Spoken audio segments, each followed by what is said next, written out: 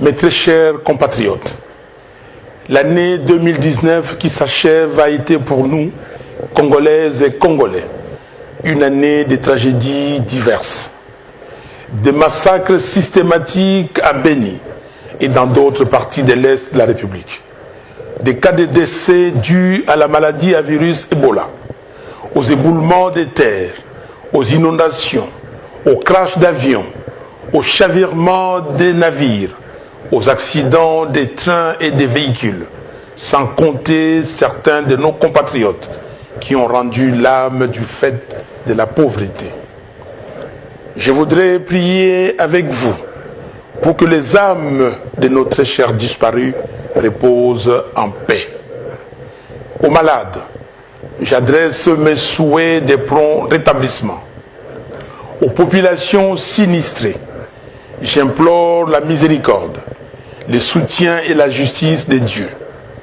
À ceux qui sont incarcérés injustement, je leur exprime mon soutien et les rassure de ma détermination à combattre l'arbitraire. Au-delà de ce que l'année 2019 aura représenté pour chacun de nous, en termes d'épreuves, de peines ou de joie, de succès ou d'échecs, l'entrée dans une nouvelle année reste une faveur imméritée que Dieu, dans sa souveraineté, nous accorde. À lui soit la gloire éternellement. Très chers compatriotes, le 30 décembre reste une date historique pour nous Congolais.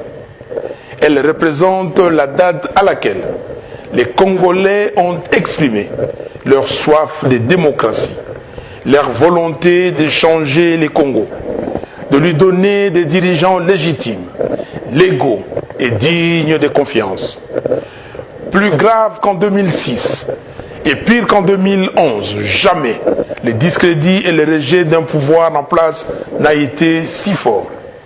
Mais également, jamais le mépris de la vérité et la négation de la volonté populaire du Congolais n'a été aussi insolente. La fraude électorale n'est pas uniquement une grave atteinte à la civilisation démocratique. Elle relève d'un banditisme d'État qui, au-delà de détourner, de trahir et de manipuler l'expression de tout un peuple, véhicule dans la société les cultes de la fraude, du mensonge, du vol et du gangstérisme. Je mesure, chers compatriotes, votre déception et je partage votre peine et votre frustration devant ces hold-up électoraux choquants qui non seulement déshonorent notre pays mais aussi l'exposent à toutes les malédictions. Comme des criminels cherchant à cacher les traces de leurs crimes, ils ont essayé d'inoculer dans notre société le poison du tribalisme et des conflits interethniques. Heureusement, ils se sont heurtés à la maturité du peuple congolais, qui sait pertinemment bien que la crise post-électorale dans notre pays est un conflit entre la morale et l'immoralité, entre le civisme et l'incivisme, entre le patriote et le fossoyeur de la République. C'est fini.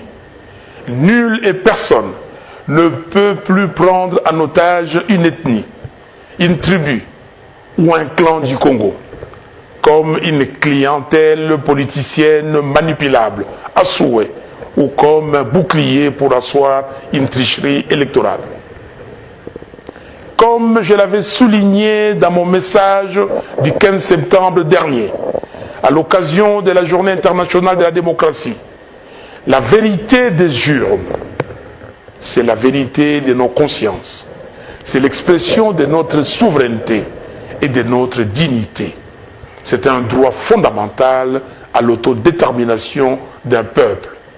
C'est un principe et une valeur de la démocratie. Il s'agit essentiellement de résoudre la question de la crise de légitimité de nos institutions et de leurs animateurs, source de notre dérive.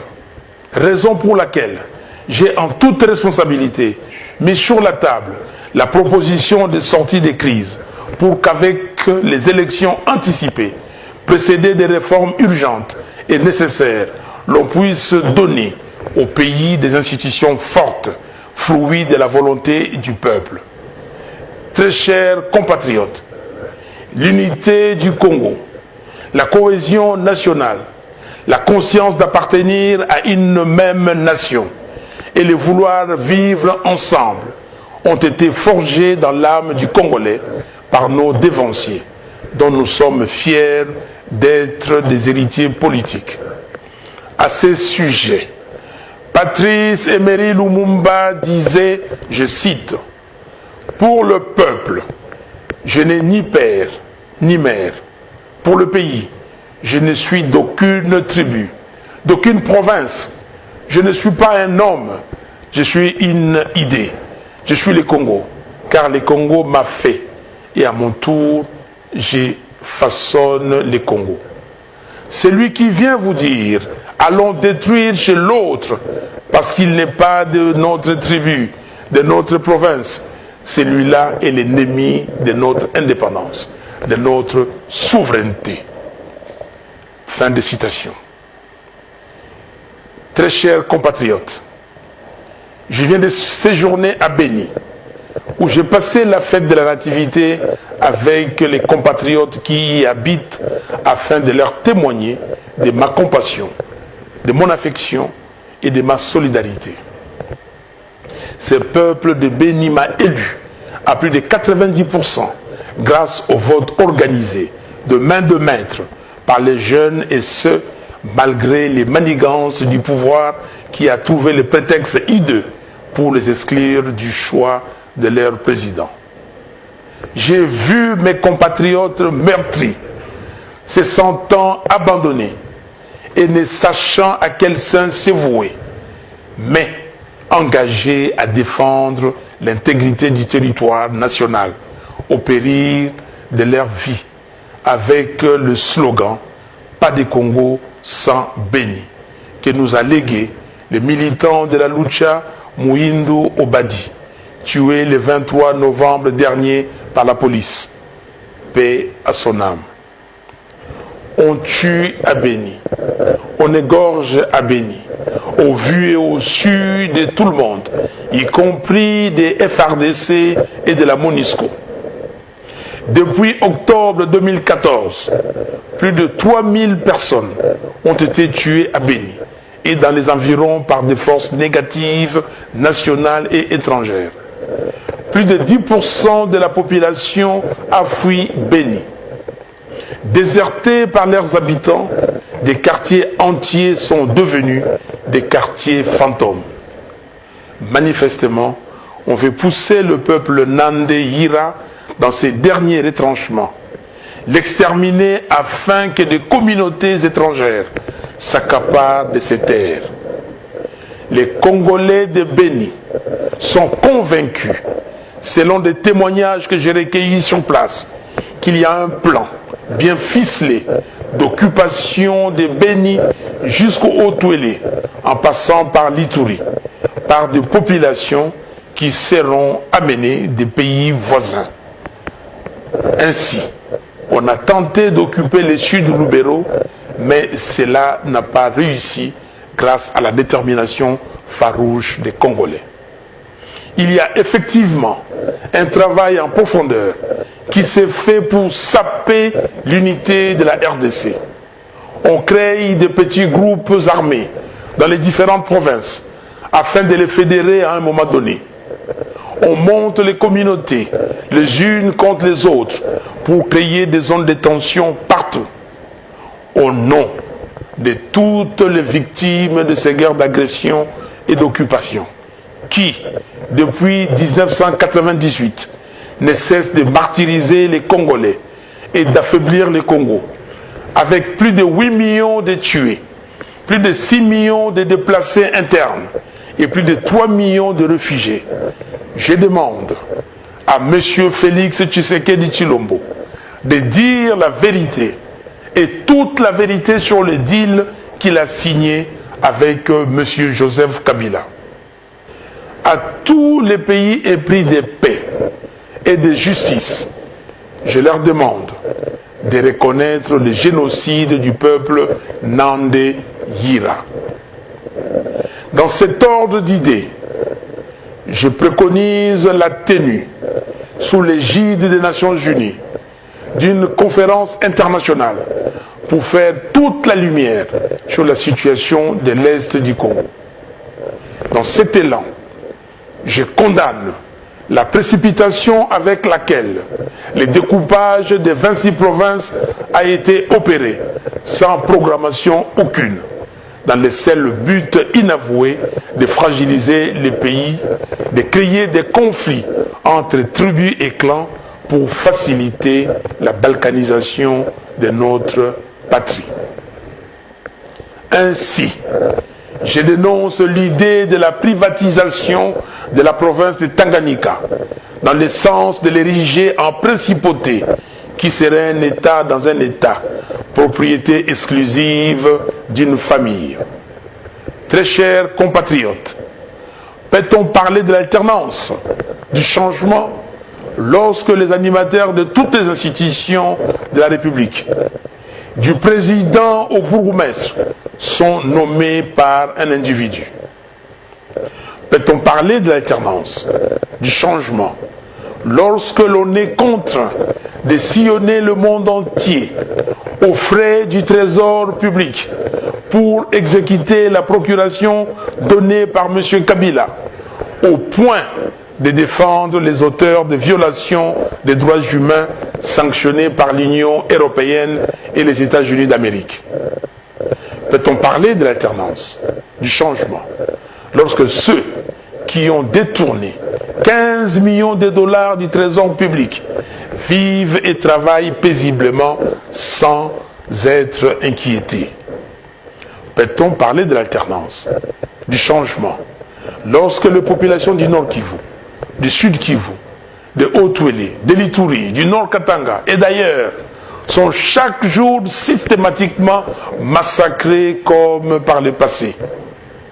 Peut-on parler de l'alternance, du changement, lorsque les tueries de Kamwina Sapu, qualifiées par certains comme un génocide, et à la base de plusieurs déplacés internes et externes, demeurent un mystère pour le peuple congolais? Peut-on parler de l'alternance, du changement, lorsque le massacre de Makobola, de Bundu Dia Congo, de Yumbi sont restés non élucidés et impunis alors que les populations réclament justice? Que dire alors du charnier des Maluku? Peut-on parler de l'alternance, du changement, lorsque la souffrance de notre peuple ne fait que s'empirer de jour en jour? Très chers compatriotes, le système mis en place par M. Kabila et ses maîtres n'est ni innocent ni inconscient. Il a notamment 4 objectifs. 1. Affamer les Congolais, y compris l'élite, pour priver les Congos de toute force et de tout moyen de résistance ou d'insurrection. 2. Piller l'argent du trésor public et livrer le sol, la forêt et le sous-sol du Congo aux convoitises des affairistes de tous bords, afin de priver la nation des ressources nécessaires à son redressement et à son développement. 3. Enfermer la jeunesse congolaise dans la débauche, l'alcool, la drogue, les antivaleurs, sans système d'éducation efficace pour la rendre totalement dépendante des autres. 4.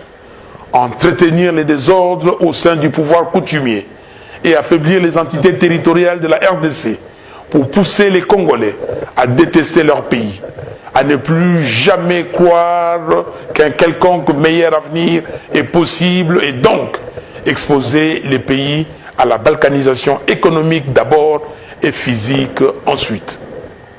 Très chers compatriotes, notre pays n'est pas géré. Il est livré aux méchants, aux personnes assoiffées de pouvoir et d'argent, sans vision ni valeur. Le mensonge de la gratuité de l'enseignement est un crime contre l'avenir du Congo. Certes, conformément à la Constitution, nous voulons que nos enfants et petits-enfants aillent à l'école sans rien payer. Mais nous voulons aussi un enseignement de qualité, avec des enseignants motivés, en nombre suffisant et des infrastructures adéquates. Plus de 100 élèves dans des salles de classe insalubres, avec des enseignants démotivés, certains non mécanisés et non payés. C'est cela le résultat de la démagogie propagandiste, pendant qu'ailleurs, on cherche à former correctement les enfants pour qu'ils relèvent les défis de demain. Le mensonge du budget de l'État est un deuxième crime contre l'avenir du Congo. L'État congolais, avec toutes les ressources naturelles dont regorge le pays, est incapable de générer 10 milliards de dollars de ressources à cause de la corruption et du pillage organisé. Très chers compatriotes, nous avons tout ce qu'il faut pour être une économie productive, prospère, créatrice de richesses et d'emplois. Mais ce qui tue notre pays sur le plan de la gouvernance, c'est le cancer de la corruption et du pillage des deniers publics. Ainsi, au nom du peuple, j'exige que toute la lumière soit faite sur toutes les affaires ténébreuses de corruption, notamment le projet Boukangalonzo, qui semble être la plus grande escroquerie d'État depuis la zaïanisation. L'affaire de 15 millions de dollars de décompte sur la créance des sociétés pétrolières, sur le trésor public, que d'aucuns ont qualifié de rétro-commission. La sombre affaire de 200 millions de dollars, issue d'un prêt contracté auprès d'un individu sous sanction américaine. La gestion de 6 milliards de dollars du fameux contrat chinois. La gestion du projet hydroélectrique de Boussanga, dans la province de Lualaba, particulièrement sur le prêt de 328 millions de dollars accordé au gouvernement de la RDC par les groupements d'entreprises chinoises et le rôle de l'entreprise privée Congo Management dans les 10 projets. La gestion de l'Agence pour le développement et la promotion du Grand Inga, qui gère le projet Inga 3 en toute opacité et sans mécanisme de redevabilité, avec un risque d'endettement excessif du pays. Les procédures de passation et financement des marchés relatifs aux travaux de 100 jours. La mine en construction de Kamoa Kakula à Kolwezi, qui regorge un potentiel de 50 millions de tonnes de cuivre, représentant une valeur de 310 milliards de dollars au prix actuel du cuivre. Ces gisements viennent ainsi consolider le potentiel à vue de la filière cuivre de notre pays, qui passe à 120 millions de tonnes de cuivre, ce qui représente à l'heure actuelle une valeur de 750 milliards de dollars. À ces chiffres, il faut ajouter 6 millions de tonnes de cobalt qui accompagnent le cuivre dans certains gisements du Grand Katanga. Au prix actuel de 32 500 dollars la tonne, cela représente une valeur de 200 milliards de dollars. La mine souterraine de Kipushi, qui accuse les ténèbres en zinc, le plus riche du monde, 35% en moyenne, et qui contient 4 millions de tonnes de zinc pour une valeur de 9 milliards.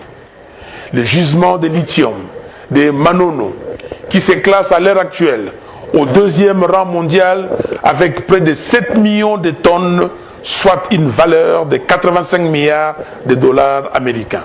Certains experts pensent même que le potentiel peut aller au-delà de 100 millions de tonnes. Les 350 millions de dollars ayant trait au fonds Vautour, FG Hémisphère, créancier de la RDC, disparu dans une banque à Hong Kong.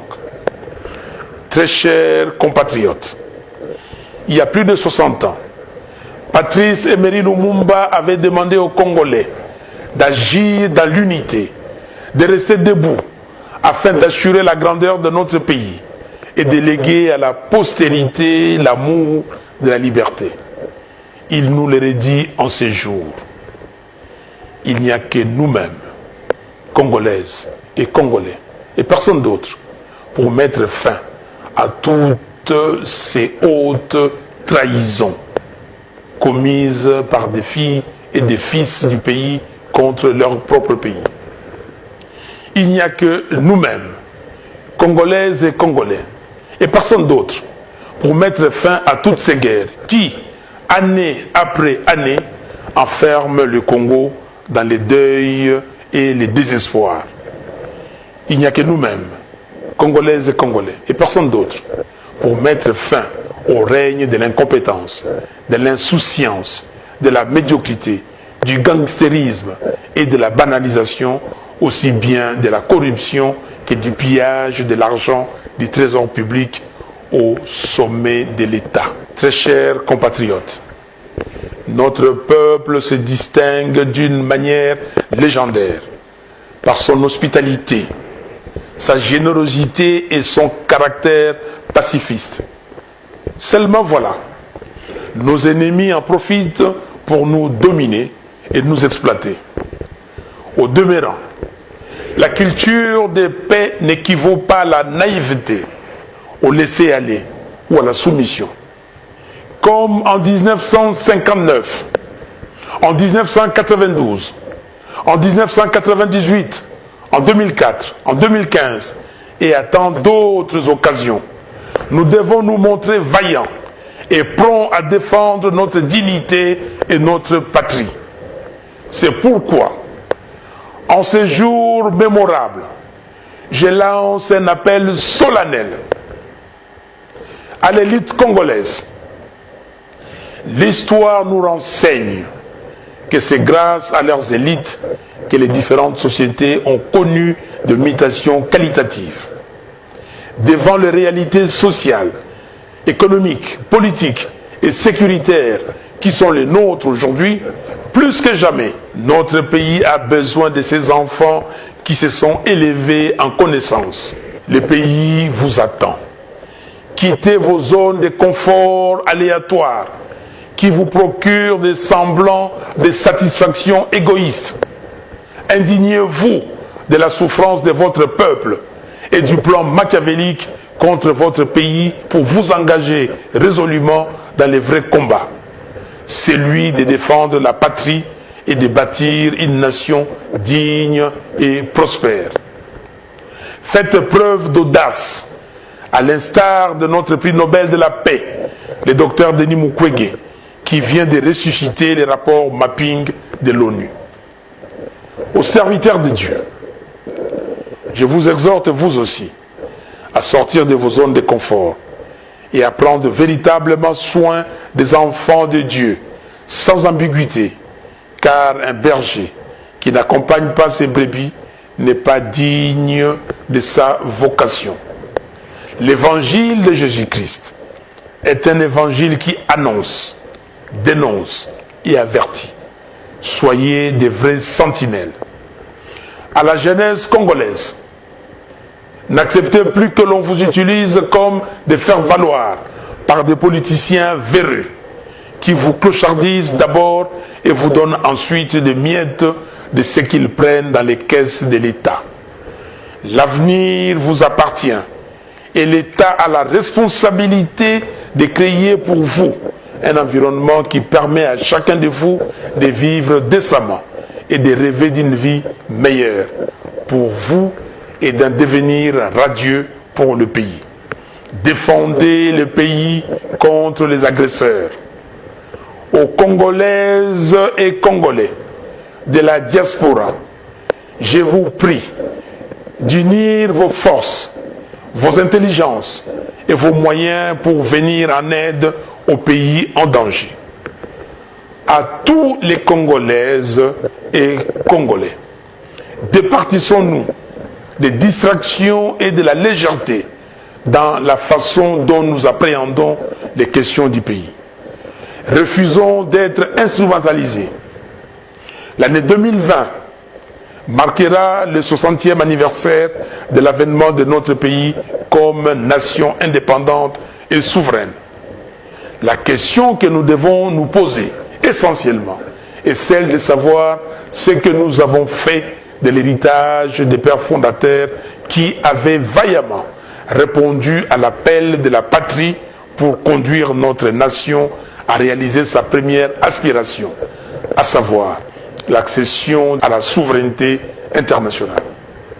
Sommes-nous conscients qu'au-delà de notre résilience, de notre espace, que les États sont mortels? Ils peuvent en effet disparaître, se désintégrer par absence de vision ou par démission de son élite.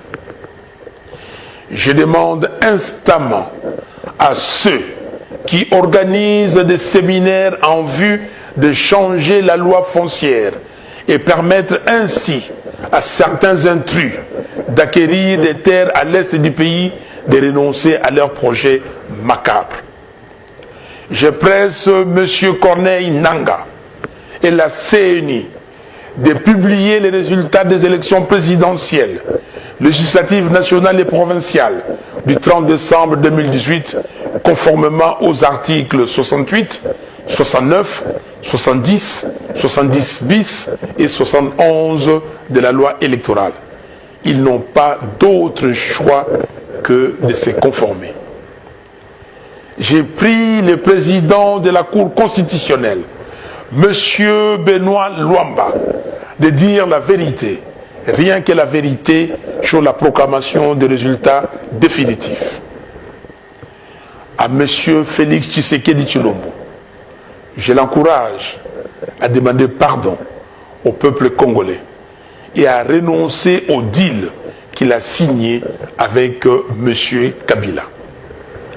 Très chers compatriotes, la lutte pour la démocratisation de notre pays et de l'état de droit que nous menons ensemble depuis les années 1990, intensifiée à partir de 2015, n'est pas vaine. Elle est plutôt victorieuse, même si cette victoire n'est pas encore consolidée. Je salue tous les acteurs de la paix et les défenseurs de la démocratie pour leur engagement sans réserve à lutter pour le changement effectif du Congo. Je pense particulièrement au peuple congolais. À feu le président Étienne Tshisekedi d'heureuse mémoire, aux membres du comité laïque de coordination, CLC, aux jeunes des mouvements citoyens, la Lucha, Filimbi et autres, à l'église catholique, à l'église du Christ au Congo, à la société civile acquise au changement, ainsi qu'à mes amis et compagnons des luttes de la Mouka. J'exprime ma gratitude à nos compatriotes de la diaspora pour leur engagement et contribution inestimable aux efforts de démocratisation du pays et de solidarité nationale. Je m'incline une fois de plus, avec émotion et gravité, devant le sacrifice de nos martyrs qui sont morts pour la nation congolaise. Ils ont donné leur vie pour sauver la démocratie et sortir notre État de la tyrannie. J'ai une pensée particulière à l'endroit de tous ceux qui garderont longtemps les stigmates de la barbarie et de la dictature. Très chers compatriotes, voilà pourquoi nous devons plus que jamais réagir avec courage pour montrer au monde entier que nous sommes conscients de l'existence d'un plan machiavélique contre notre pays et nous sommes déterminés à les défendre. Ainsi, le 17 janvier 2020, jour du martyre de notre héros national, je vous invite à une marche de deuil et d'indignation sur toute l'étendue du pays et dans la diaspora. Deuil pour pleurer nos frères et sœurs tuées à Beni et ailleurs. Indignation pour exprimer notre désapprobation au plan des balkanisations de notre pays. Ces jours-là, soyons tous de Lumumba.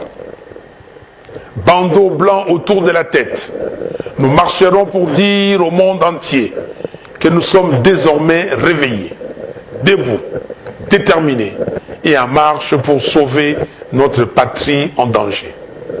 Ceux qui ne pourront pas marcher, qu'ils portent seulement le bandeau blanc du deuil et d'indignation partout où ils se trouveront. Les 12 et les 13 février 2020, nous organiserons un forum sur le thème « L'intégrité de la RDC ». Mes très chers compatriotes, je formule le vœu que l'année 2020 soit pour chacun de nous une année de paix et de sécurité, une année de bonne santé, de grande espérance, de joie et de réussite à la fois dans nos projets personnels et au service de notre cher et beau pays, la République démocratique du Congo.